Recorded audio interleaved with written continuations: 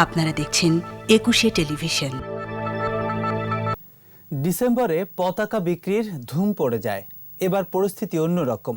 Corona সংক্রমণ রোধে স্বাস্থ্যবিধি থাকায় বিজয় দিবসের অনেক অনুষ্ঠান হবে ভার্চুয়াল প্ল্যাটফর্মে।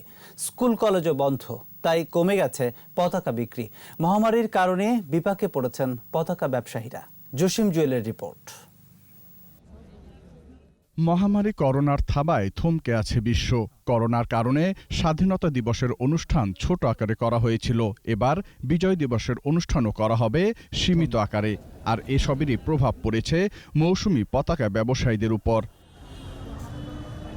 অন্য বছরের মতো এবার পথে ঘাটে খুব একটা দেখা যাচ্ছে না লম্বা লাঠিতে করে পতাকা বিক্রির দৃশ্য। বিক্রেতারা বললেন, প্রতি বছর ডিসেম্বর মাসের প্রথম সপ্তাহ থেকেই পতাকা বিক্রির ধুম পড়ে, তবে এবছর বিক্রি কম। করোনার কারণে বিভিন্ন রাজনৈতিক ও সামাজিক অনুষ্ঠান সীমিত, একই সঙ্গে বন্ধ শিক্ষা প্রতিষ্ঠান। তাই পতাকা কেনার আগ্রহ নেই মানুষের।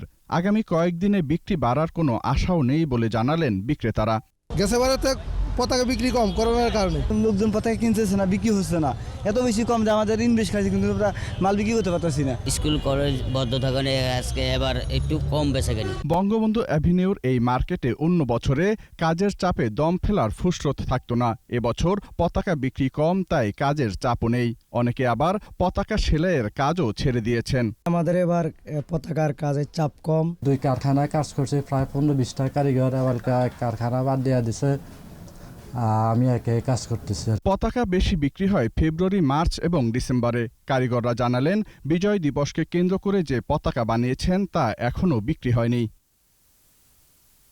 জসিম জুয়েল, ২১শে টেলিভিশন, ঢাকা।